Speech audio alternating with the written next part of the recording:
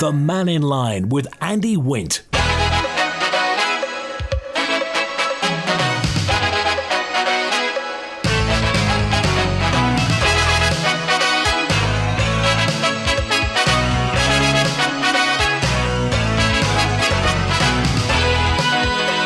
Faster Mike, good afternoon. Welcome to Mannin Line.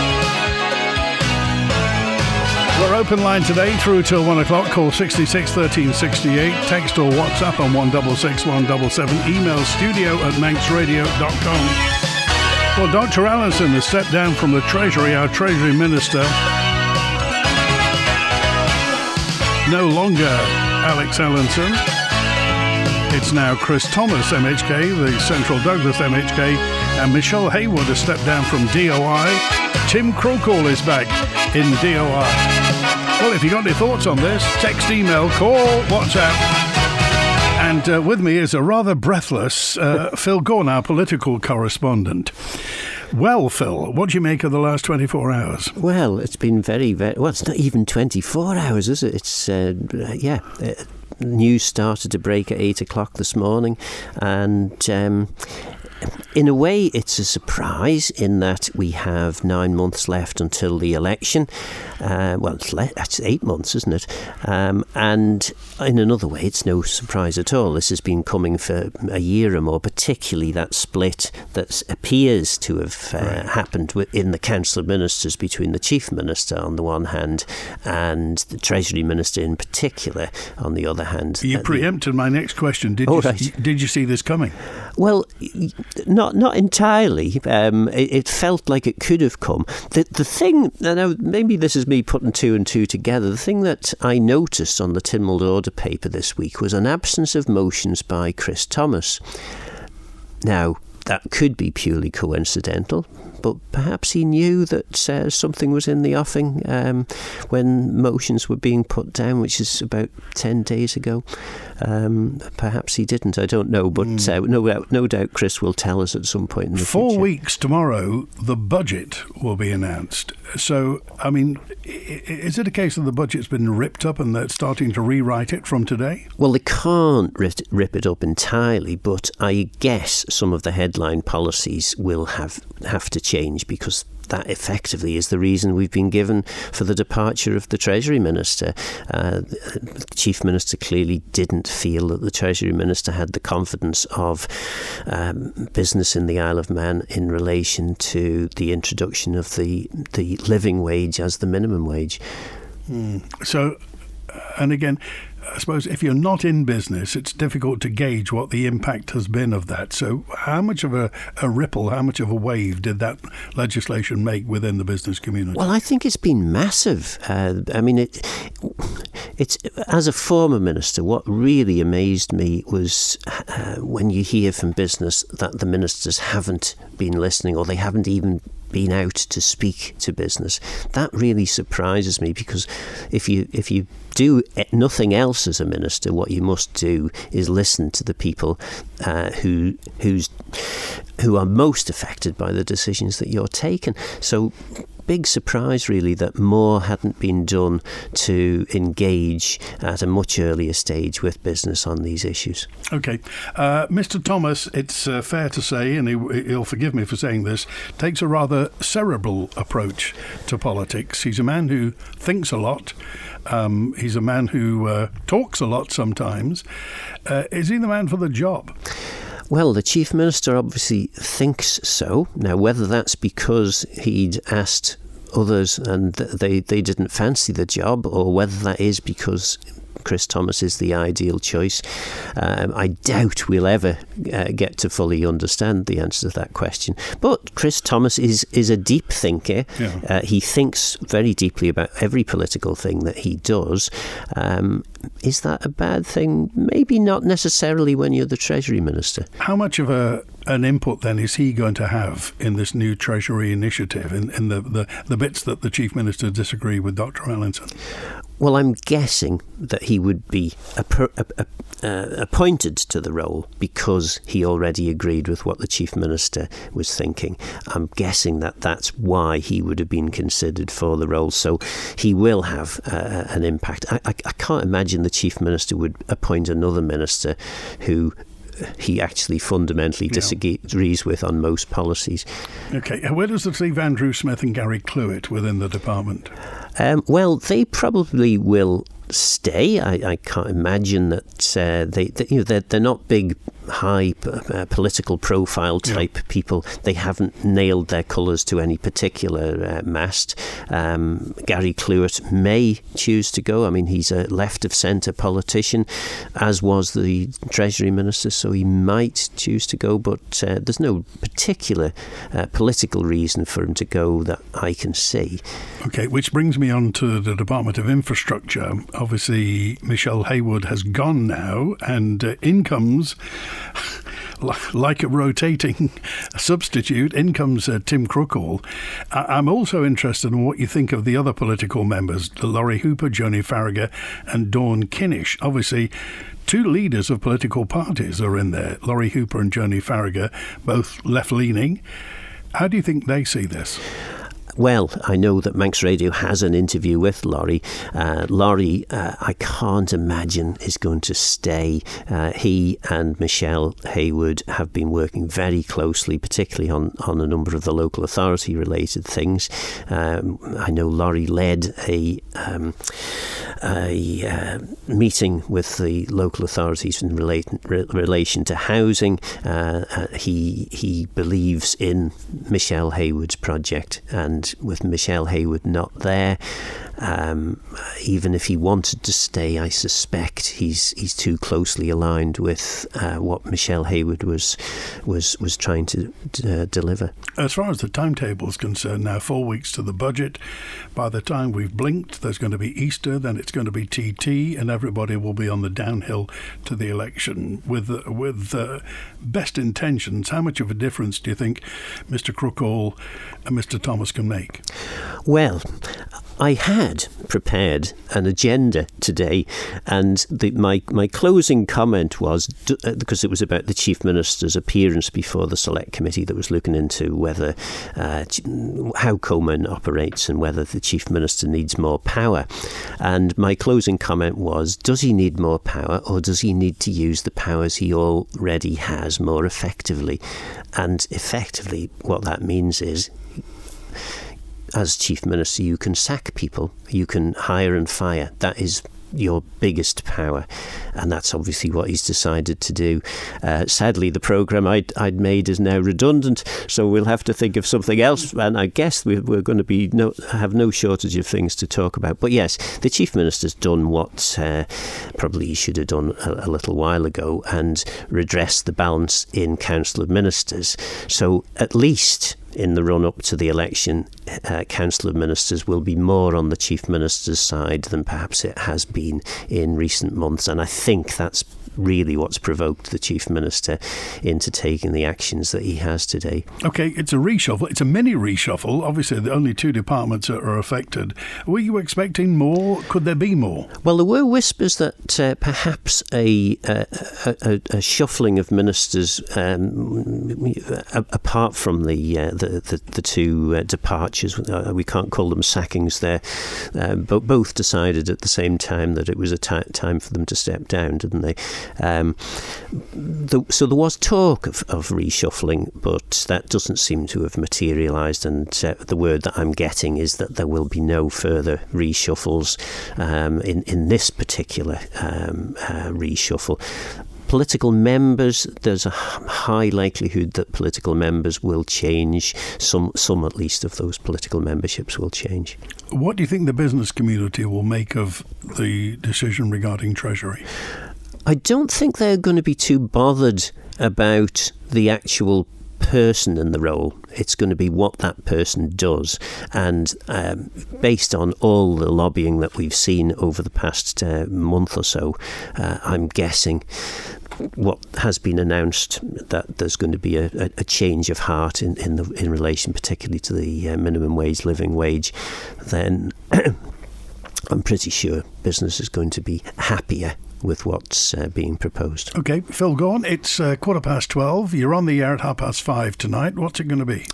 Well, I hope to speak to the Chief Minister. Certainly we have an appointment penciled in for later this afternoon, so I'll speak to the Chief Minister. I've got Rob Collister and Laurie Hooper has spoken to Manx Radio, so we'll be reflecting on what has been an exciting political day. All right, political correspondent Phil Gawne. Thanks, Phil. Good to hear from you. So let's hear what you have to say. These residents in Douglas have been reacting to the news of the cabinet reshuffle. I've been a voter for 70 years, and this is the worst government in my recollection. I just look at expertise in the people who are supposed to represent us, and I don't think any of them qualify as politicians. A little bit surprised. I'm trying to work out if that's the right move or not. I'm not quite sure at the moment.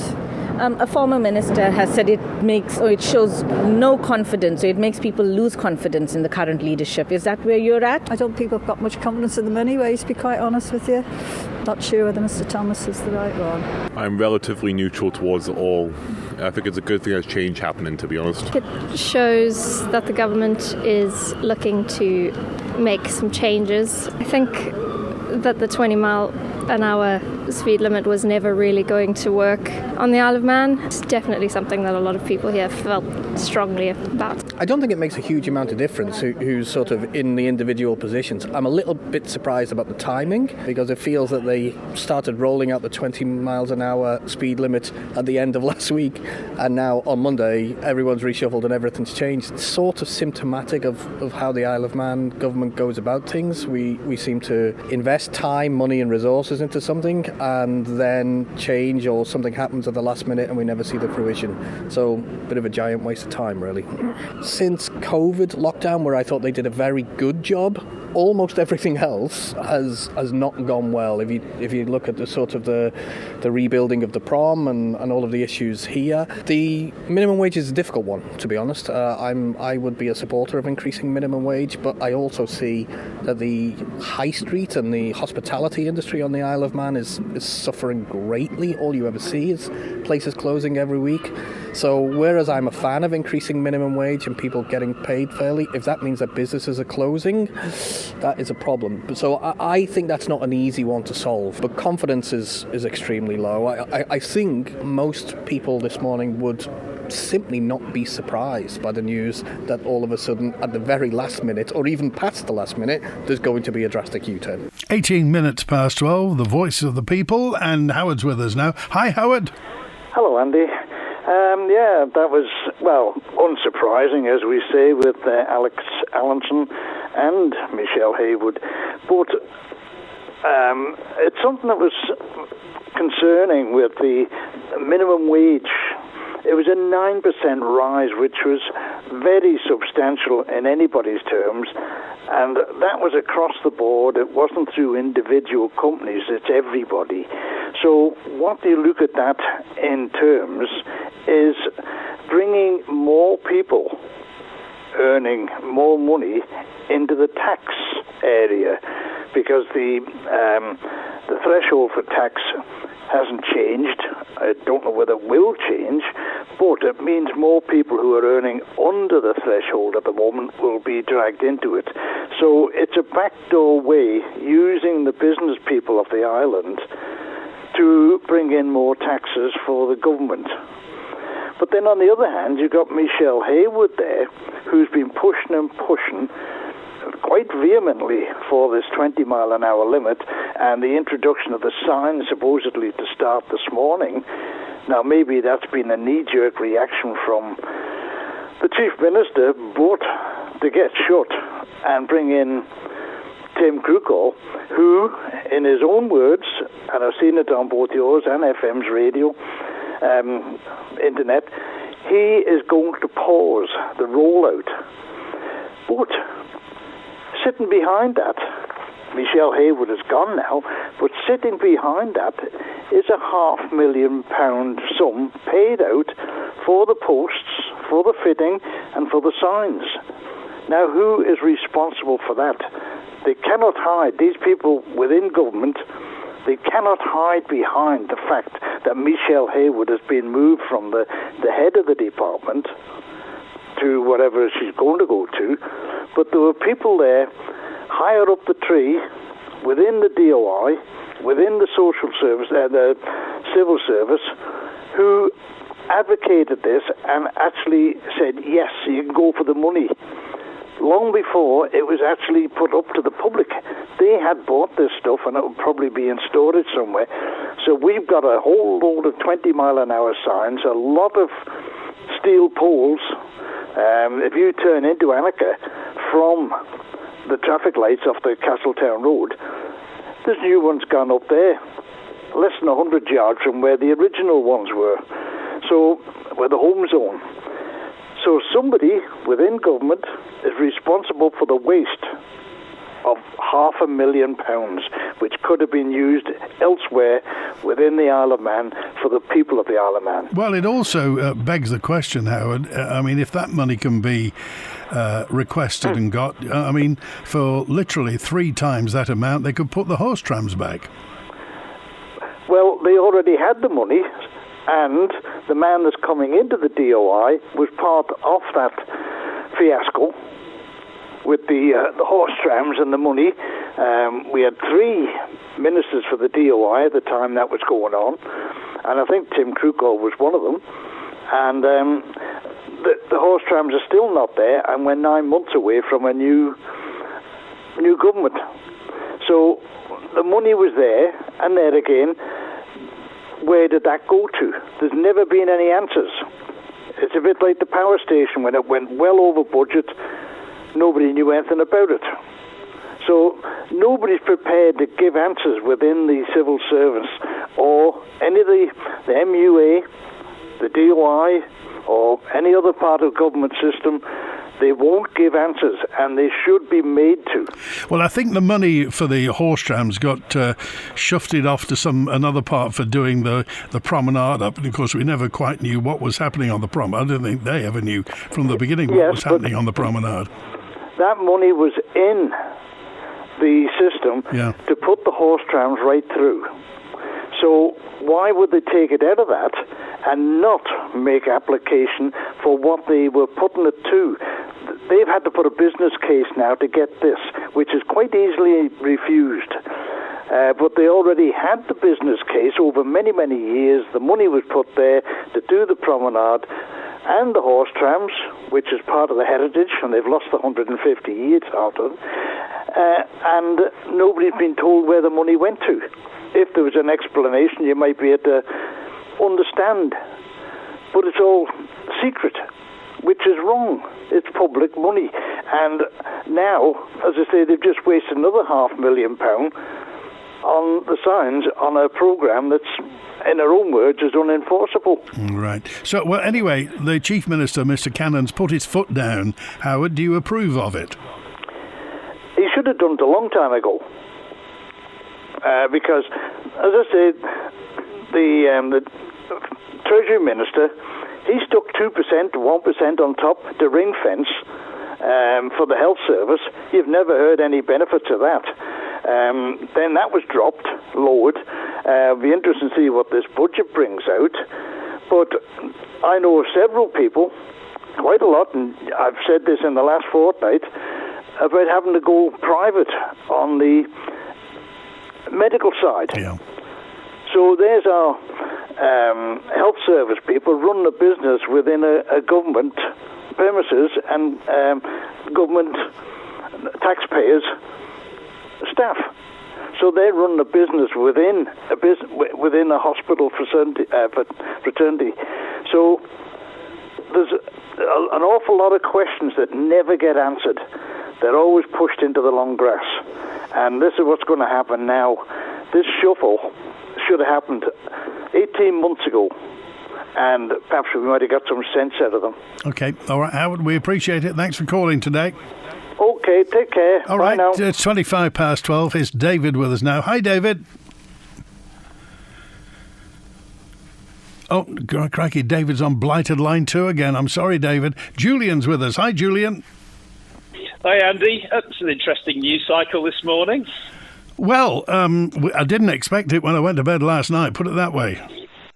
No. I think Howard is quite correct saying, who is responsible for these decisions? Like purchasing 20 mile an hour signage well before there was any public consultation. I mean, I don't know, maybe we can sell them off and try and get some money back for them or something. I do think, though, now is not the time to be complacent about this, because there's still plenty of embedded, long-term, unelected civil servants who may still resist the change that looks like it's coming. So until we hear that there is a full reversal of this 20 mile an hour rollout, a full investigation and remedy for the management and safety issues at the airport that Sue so eloquently highlighted on Friday, and get that resolved. From what I said, lack of a de-icing plan at the airport if we get more than a night's worth of snow. I think we need to get rid of Michelle Haywood's safe access zone bill. That needs to be scrapped because, unless you particularly want all your rights taken away. And, net zero and climate change act needs to be scrapped before it breaks the island financially. I'd suggest heavy subsidisation of the steam packet. Let's alleviate the shipping costs on pretty much all the businesses on the island. Get the roads back in good condition. Let's have a look at that minimum wage policy thing and see, what are we going to do about that? Because, as much as it's laudable in theory, let's take the pressure off everything with all this regulation going on with agriculture and all kinds of other businesses that really I don't think fits the island. And then you've got the gas at Macclesfield. Some of the naysayers say, it's not even feasible. I just noticed last week the Norwegians have got a new extraction technology known as subsea compression technology, which has been deployed at the Mannin Line gas field. And they're getting a lot more gas out than they thought they might do. And they're also getting gas out of places that previously they didn't think they'd be able to extract. So there's all kinds of things going on in terms of money that can be brought to the island. And also to alleviate all the pressure on businesses. I'll ask you the same question that I asked Howard, Julian. Obviously, Mr. Cannon has made a move today. Do you approve of what he's done? Absolutely. I do agree with Howard that it should have gone earlier. But somehow I think I sympathise with the Chief Minister in terms of the pressure that he's under. There's an awful lot of MLCs, for example, who seem to be... they're unelected, but they seem to have a certain arrogance, especially some of the things that were said in the Tynwald not so long ago. I think as good as this news is, it's a great first step, but we can't be complacent. I don't want to hear pause for too long on the 20 mile an hour. I want to see written on the front page of every newspaper, reversed, gone, scrapped for the 20 mile an hour rollout. We don't want to see this resurrecting its head. It doesn't fit the island. We're the road racing capital of the world. The accidents that have happened don't support any kind of 20 mile an hour rollout over many, many decades. The Chief Constable said it. He can't police it anyway. It would be impossible. So that needs to go, and we need to see that done and gone. And like I said, safe access zone bill doesn't fit the island. We're an island that, we have the freedom to have the Mannin Line. The hate speech laws and all the rest of it. If they were to come in, how long will the Mannin Line last? There's all kinds of things that need to be pushed back on right now, I think. We need to have some positive messaging from politicians saying, yep, we're going to push back on these things because it doesn't fit the island. OK. All right, Julian, thanks for calling today. Thanks, Andy. Cheers. 29 minutes past 12, and we found David. Hi, David. Hi, Andy. You've got me? Loud and clear. I don't know, sometimes line 2, people just disappear like the Bermuda Triangle. You know what it is? It's a short line between Onken and Douglas Head. That's what it is, yeah. Maybe I should ask Elon Musk to get us a satellite going. Anyway, I wanted to thank, really, the Chief Minister for doing it. Like others have said, it's probably a bit late in actually doing it towards the budget. My issue is the jury's out with me with Dr. Allison on there, and the new Treasury, Thomas coming in there, may be a bit too quick on that. But the bonus I've got is I've got my life back now, going to listen to Tynwald or going to the Keys and not getting anywhere. And I don't know why... there'll be 2 people listening today, 2 extra listeners, isn't there? There'll be Dr. Allison and Michelle Haywood. I'll be listening to what the public said about it. But can I also mention too, Andy, if you will, is that it's great to see Tim coming back into the frame. He's been there, okay, he's been there, he's had the T-shirt, he's going to get another T-shirt. But what he's doing there is consulting, and he's decided to consult or get back in the wrong word is bed with the local authorities, because at the end of the day the local authorities are a big part of the community of the Isle of Man. And I'm sorry, but the previous minister wasn't listening to us at all. She had her head down and just doing it. And listen, if anybody wants to buy one of the signs, I believe you can get them for 25 quid at the sea terminal next week. Okay. I'm going to put my name down for one. But I was going to mention too the Quarry. We are a sporting nation, including racing and trials bike riding. Used to be a trials bike rider donkeys years ago myself. And the Dhoon Quarry, I don't know if it's the minister or somebody in the department, say maybe it was Hooper. I think if Tim's listening, he needs to get rid of Hooper. Hooper's carrying baggage all the time, and he's causing issues, which he's got something behind to do with. I don't know what his issues are. I think maybe he just doesn't like local authorities. But we'll leave it at that. Okay. And how good a trials biker were you, by the way? Middle of the road. But we don't have anywhere now where the kids can learn. Waste ground, some of the quarries, Dhoon Quarry itself, there's supposed to be, what I'm led to believe anyway, a health and safety issue on it is. It's a data subject access request has gone in and asked for the details, and it's not coming out. And what I want to hope that Tim will look at it and say, look, I've looked at this, or I'll get one of my oppos, new members of the team, to look at it and give something back to the island. Right. It's not what you can't do, Andy. It's my saying for the next year is what you can do for the island. All okay? Right. Good to hear from you. Thanks, David. Bye. Cheers. Now, 27 minutes before 1. If you're a trials biker, then, if you can't use the Dhoon Quarry, where are you biking? Glad to see Tim back at the helm. At least he knows how to run the department, and hopefully he'll put an end to this 20 mile per hour madness. There can't be police. That's Dodgy's words, by the way, 20 mile per hour madness. And a note in, just as the Chief Minister, Mr. Cannon, from the beginning of his tenure, he should have been steering and guiding the ship, i.e. government. Shifting the deck chairs at this stage isn't going to make a lot of difference. Says that perhaps we need a new captain and crew this September. Well, it is a fact that this coming September, the political DNA of the Isle of Man will be refreshed. You may be part of it. You may be standing as a candidate. Who knows how many people, how many of the existing members will retain their seats? Who knows how many will stand down? Who knows who's going to come in? And then, after the 24 members have been elected, who knows who'll be the Chief Minister? Of course, you'll hear everything about it here. Oh, crikey, you will. You'll hear all the candidates. You'll hear all the interviews. You'll see the videos. You'll hear them. You'll hear what they have to say. And come the day, it's down to you. Everybody above the age of 16 gets a vote.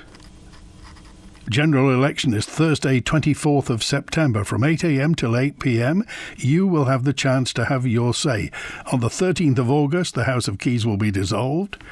On the 26th of August, the nomination period for candidates closes, and the election is on Thursday, the 24th of September. It's a heck of a responsibility, but it's yours. The Mannin Line. Daily interaction, debate and exchange of ideas. Broadcast on Manx Radio. Construction waste today. Tells recycle for another day. A builder skip or two. Tells Skips will bring to you. Need quality Type 1 stone for your building or contracting job? Then contact Tells with no minimum order for collection or delivery. Call 677 137. Visit Tells Limited in Snugborough or find Tells Limited on Facebook. Skips are what they do. We're the guys that hire one to you. Call Tells Skips today. 677 137. Big Bigger jackpots, more prizes, more chances to win. There's never been a better time to play the Hospice Lottery. We've now doubled the number of guaranteed monthly cash prizes to over 100, which means you now have the best ever odds for winning prizes. Plus, our monthly rollover jackpots build up to an incredible £10,000. Tickets are just £5, so don't miss out and help a great local cause too. Visit hospice.org.in now. Players must be over 16. Terms and conditions apply. For a wide range of wood-burning stoves and a complete installation service, visit The Snug in Ramsey. And we don't stop there. Kiln-dried firewood and full aftercare service, including chimney sweeps and maintenance. Call The Snug in Ramsey. Drive smarter. Drive more reliable. Drive a great deal at Mannin Motors. With a superb range of cars for every budget, always available. And if we don't have it, we'll source it. Plus, servicing, valeting and prestige detailing too. Mannin Motors, Richmond Hill, Douglas. Find us on Facebook or call 420 420. That's 420 420. Drive a better bargain at Mannin Motors. This Thursday on Manx Radio, we explore the work of Craig's Heartstrong Foundation. I was 18 years old. Finding that out, you just freeze. A netballer tells us how the charity's heart screening events led to a life-changing discovery, and the family of Craig Lunt pays tribute to those keeping his legacy going. To know that other families can be prevented from going through that is priceless. That's Island Life with me, Lewis Foster, this Thursday at 5:30, available as a podcast afterwards at manxradio.com. The Mannin Line with Andy Wint. Well, there's lots happening on the political front, but just a couple of other things I'd like to bring to your attention, and one's regarding Vinted. Vinted is the app that's become popular in recent years, which allows people to buy and sell items here and across the UK. But in recent week, people using an Isle of Man postcode haven't been able to sell anything on the site. So I just wonder, Vinted said the issues lies with their shipping providers, but Every, DPD and InPost, which operates Yodel, told Manx Radio they're still operating to and from the Isle of Man with no problems. A spokesperson for the buy and sell site said the Isle of Man isn't blacklisted, as have been claimed elsewhere, and we had a raft of statements from a myriad of shipping providers, as well as Vinted itself and the Department for Enterprise. You can find them all at manxradio.com, but the underlying message seems to be that they can't pin down what has led to the issue. It is being looked into. Do you buy or sell on Vinted, and are you having problems? And also there's a payment system called Stripe, which apparently you can't use on the... It's a big base in San Francisco. Does payments and billing and all sorts of things. But we can't use it on the Isle of Man. So if you've been trying to get anywhere with Stripe, then it will be interesting to know, because obviously as an international finance centre, these really shouldn't be the problems that we're having. What do you think? A cynic, says Gary, might think ministers will be happy to stand down or move jobs so they can excuse themselves at the election from any problems and basically say, it wasn't me, it was my predecessor, or I don't know anything about that, I've only been here for 2 months. For example, now the DOI minister's gone, it will save her having to report back as she promised about the issues with the former ATC on Friday. Also, it avoids having a photo taken with Eric in his mobility scooter on the bus. A bit of good news, says this anonymous texter for the Isle of Man. The DOI minister from the south has been removed from the role. The amount of money wasted in the last 15 months is disgraceful. Everything she's had an involvement in has gone wrong. Well, I'm sure not everything. It's the best decision Mr. Cannon has made in his time as Chief Minister. And Texter 363 says, does this reshuffle mean that maybe Mr. Thomas will help the OAPs? We can no longer contribute to anything now, but please remember we once did. We need help. Old, widowed and infirm. We need to live with a lot of help, says 363. Obviously, we'll be aiming to speak to Mr. Thomas as soon as possible, and Mr. Crookall as well. I feel sorry for Dr. Haywood. It feels like malice aimed towards her has evolved into a witch hunt. Not everything will have been her fault, but as the face of the DOI, all of the anger was directed at her. The public needs to calm down a little. 20 miles per hour now in town isn't that bad. It's no different than on the UK. Also helps to make roads safer, especially when most Manx drivers go at 40 to 50 through 30 mile per hour zones. And certainly we didn't get to it on Friday, but I was hoping to talk to Michelle Haywood next time she was in about the personal attacks that she's received and the fact that she turned off comments on her personal Facebook page. And certainly, but you have to, I mean, you will know by listening to Mannin Line, Michelle Haywood never ever turned down the opportunity to come on Mannin Line and to talk about her role within DOI.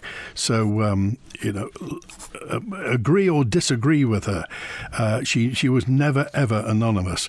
Will Tim Crookall address the ongoing concerns about the broken airport? He's been very quick to pause the 20 mile per hour speed limit, but Friday's bombshell comments about the airport are a real concern. He hasn't mentioned that at all. Should have been top priority instead of making a statement about speed limits, says Paul. And Dick says Michelle's gone, but the 20 mile per hour limit is still in law. So good luck changing that. Does it mean we'll see more daffodils in the middle of the road at Port St Mary as Michelle's got more time on her hand? Well, I'm sure it's not the last we've heard of Michelle Haywood. So we've heard what the public's had to say about that, about the change today. But Laurie Hooper, one backbench MHK, says the reshuffle feels like the Chief Minister is acting in mad panic. The leader of Liberal Vannin has been talking after the changes to the Council of Ministers. I don't think Chris would have been necessarily my first choice for the Treasury Minister portfolio. I've got a lot of time for Mr. Thomas, but he tends to spend a lot of time worrying about definitions and technicalities rather than trying to see the big picture or actually getting things done. And in some ways, I think what's needed in the last 6 months of administration is ministers who are just happy to crack on and get things done. There's not a lot of time to go back to square one and revisit every single policy decision that we've ever made. But it's an interesting appointment. I wish Chris the best of luck. But we'll see how this all pans out, I suppose. What's your reaction to all of this? This doesn't feel like it was planned. It feels very much like the Chief Minister is acting in a mad panic over something. We had an email this morning that said he was reshuffling, and then very swiftly after that, the news obviously followed about the Treasury Minister. But to be honest, I can't imagine a good reason why you would replace your Treasury Minister weeks before the budget. I just cannot picture how this is a good idea. Does this show, or would this kind of make people lose confidence in the leadership on the Isle of Man at the moment? Well, you're making an assumption there that we have leadership on the Isle of Man at the moment, and I don't think we do. I don't think it is the mark of a stable leadership or a good leadership to be panicking like this, to be very clearly throwing all the cards up in the air just before the last budget of the administration, just 6 months before the end of the administration. I'm really feeling we have a leadership vacuum at the moment. Have you been offered anything? Would you take it?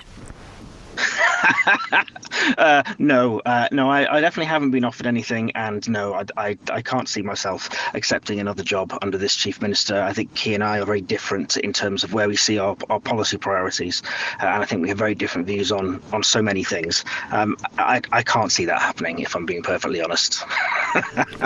Laurie Hooper, leader of the Liberal Vannin Party and he's a political member of the Department of Infrastructure under the new Minister Tim Crookall, MHK. The political members are Laurie Hooper, leader of Liberal Vannin, Joni Farragher, leader of the Manx Labour Party, and Dawn Kinnish, MLC.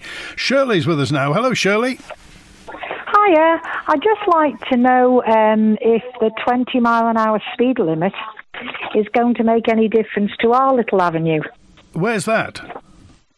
Well, I live in Douglas Avenue, which is just down from Portashee. And it's quite amazing, actually. Every day, our avenue has no pavements in it, and it has 8 houses. And the cars come down through Portashee in the morning. They bomb down like lunatics, then they cut straight down through our avenue. And at the moment, we've got 5 little children that all live in houses in our avenue, and it is not safe at all. They take no notice. It's mainly these ones in the vans. They're coming down. Obviously, they're always late for work. If they got up a little bit earlier, maybe they'd get there on time. But seemingly at the top of Portashee, there is a 20-mile-an-hour speed limit. But of course, then my husband says they're doing it because they don't see that you go down through our avenue and through to the other end. Now, when you get to the other end of our avenue, there is a speed limit which no one takes any notice of, and you're coming around that corner, but it's coming down through the avenue. I tell you, how an accident hasn't happened. In fact, about 3 weeks ago, I was walking up there quite late at night because as well as having no pavements, we don't have a light at the end which goes up the road which takes us to Portashee. There is no lighting there at all. You have to feel your way up on the bush going. And a lady actually came past me and her car touched me. I mean, it is absolutely ludicrous.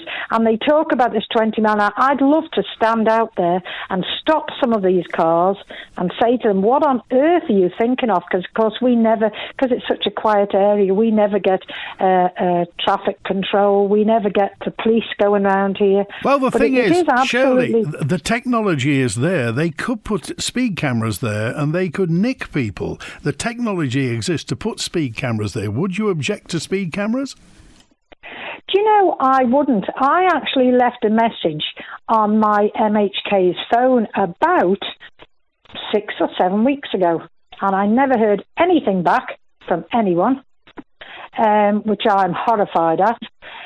But I just get tired of it. I've lived here a long time now, and it used to be when I first moved in, there was quite a few elderly people, but now the grandparents that live in this avenue are now looking after the children, and they've all got little ones to look after. And as I say, we've got no pavements. You're trying to get into the side of the road so they can go faster. I don't think so. Well, the thing is, Shirley, I mean, if this goes wrong, it doesn't bear thinking about, and that's what everybody is trying to kind of mitigate, is put this. So you think a 20 mile per hour limit and some speed cameras would be okay there? Well, my husband actually says it shouldn't. It's such a little avenue with no pavements in it. He says it should be less than 20 mile an hour in our avenue, because you go to some of these other places, I'm sure I've seen 10 mile an hour where they're in these little confined spaces. They don't seem to care about us here. I've been standing here now, I'm out in the hall, and I've just watched a car bomb through like a lunatic. Because they've come down through Portashee where there are 2 speed bumps. My daughter lives in Portashee. There's 2 speed bumps, that one at the bottom. No one even slows down for it. It's a wonder it doesn't take all their exhaust pipes or half the bottom of their car off, because the vans in the morning, I've never known anything like it. And then they bomb down through here and they just think it's their right to do it, and it's not their right to do it. This is our avenue and they shouldn't be going at that speed. OK, Shirley, we appreciate it. Thanks for telling us about that today. That's lovely, thank you. Good to hear from you. It's 12 minutes now before 1. The Mannin Line, daily interaction, debate and exchange of ideas. Broadcast on Manx Radio from midday till 1, Monday to Friday. I think Eric's with us now. Hi, Eric. Hi, Andy. I'd just like to put a different point over. Everybody's on there now saying Michelle Haywood should have been sacked and everything she's done wrong. Well, all I can say is I find she is the first out of 7 ministers in 6 years that bothered to do anything about mobility scooters being allowed on buses. Well, it's as you say, we need to put that down. I mean, with everybody saying everything she did was wrong, no, of course not. Everything she did wasn't wrong, and she was a very, very diligent worker. Yeah, I mean, if you look at it now, the two MHKs have just been promoted. They all had to go on DOI and totally ignored the mobility scooters on buses. One of them had 3 goes at it. Now he's back there again. I hope I'm not talking too soon. I hope he's not going to put a stop to these mobility scooters being on buses. But I just think it's wrong. You can't blame Michelle Haywood for everything. And certainly in my case, she did what she was asked to do, and like you say, it took 6 years. 1 minister does it. What about the other 6? What did they do? Well, it's indicative, Eric, the fact that some things aren't very simple in government. It may seem simple. I mean, getting mobility scooters on buses might sound simple, but she's obviously had a battle. Yeah, I think so. I mean, the first battle anyway was with Longworth when he was running it, and I really do think that in some ways there should be an inquiry into this. Why it took, like you say, such simple things. You had a battle, the others did nothing. Maybe you ought to look at this and see why MHKs weren't doing the jobs, and let it all come out in the open. Because I can't talk about it in the open, only up to a point.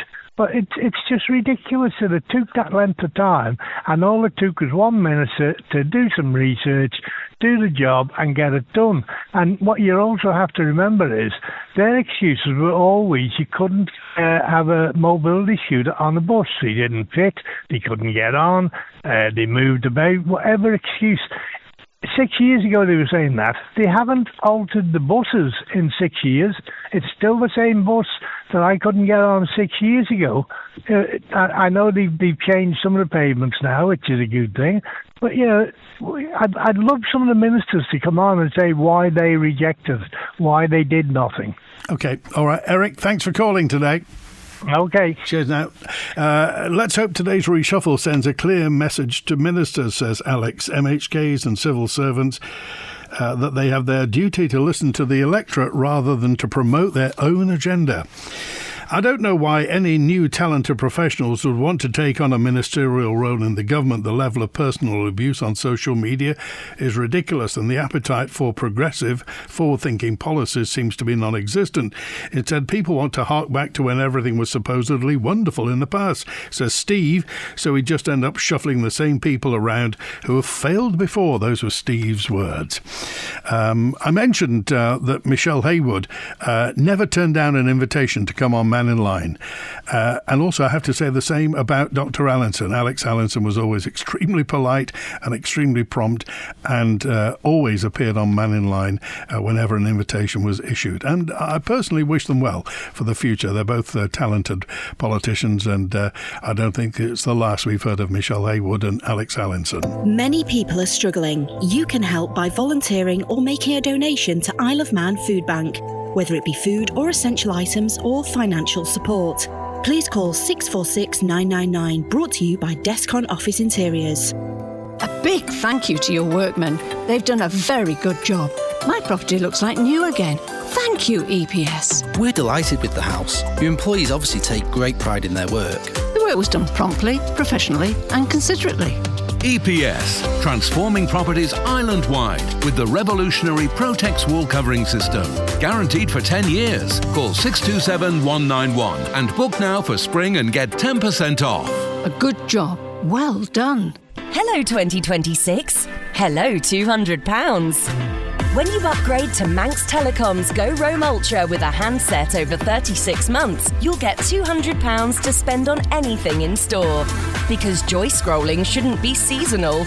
Enjoy unlimited local data and 40 gigabytes of roaming data in 37 countries. Offer ends the 31st of January. See mt.im/terms for terms and conditions. A great night's sleep got even better with Zed's Bedding Store. From quality Bell-Dorm bed linen and mattress protectors, fleece and woven throws to luxury duvets from the fine bedding company. Zed's Bedding Ramsey, next to Isle of Man Bank. Are you a small charity here on the Isle of Man? Are you looking for volunteers, hoping to raise awareness and chasing those crucial pounds and pennies to support your work? Well, Manx Radio can help. You could be our next 1 to 3 Charity of the Week with daily on-air coverage, podcast and social media promotion. We can help support you and those you help. Just email the numbers 123@manxradio.com and listen out for the feature each weekday between 1 and 3 p.m. The Charity of the Week, brought to you by Kell Properties. The Mannin Line with Andy Wint. Such a shame Michelle Haywood's gone. She was knowledgeable and she got things done. I fully support 20 mile per hour zone. Stand outside the 2 schools at St Ninian's and see the speed that some people do around there. But remember, the only person that had that in their manifesto at the last election was Anne Corlett. the Douglas Central MHK. Anne Corlett's 20 is Plenty campaign was for built-up areas, particularly around schools. Now, many of the schools, as you know, have these radar control signs where you can only do 20 miles per hour past the school during, school in and school out. So it's not beyond the wit of the department to have those, nor is it to have speed cameras. And that would initially, of course, raise plenty of money as well if people are whizzing through built-up areas. I agree with Shirley. Huge percentage of motorists blatantly ignore the 30 mile per hour limit. Is there a reason it's so dangerous to drive like this? Speed causes accidents. It's a fact, and I think it's time we had speed cameras on the Isle of Man. Eric's expressing thanks to the minister, but he hasn't been on the bus with his mobility scooter yet. Well, let's hope so. I think Michelle Haywood, I can't believe the comments that Laurie Hooper said that Chris Thomas spends too much time on definitions and technicalities. Thankfully, as he tried to make the assisted dying law safer, definitions are very important when forming laws. Thankfully, Mr. Hooper doesn't want to be a minister. That's Texter 562. Tomorrow, we're out and about. The Mannin Line outside broadcast unit will be in Castletown at King William's College. When the Mannin Line's not on air, call Manx Radio to leave your opinion for broadcast on 682 631. We'll be talking to the students at King William's College about how they see the world, what they think of everything. So tomorrow, King William's College, and a week tomorrow we'll be at Ballacameen High School. And as we're on the downhill to the election, it will be interesting to see what those first-time voters think of Manx politics.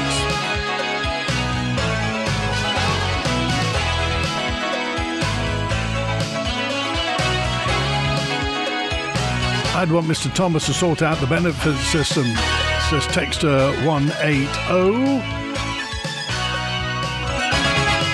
What would happen if a mobility scooter burst into flames on the bus? Oh, crikey. I wouldn't like being on the bus when I was on it. I don't drive, says Jan. Well, it's another problem for the new DOI minister, Mr. Tim Crookall. That's it. So live from Castletown tomorrow. Thanks to Chris on the phones today. WINT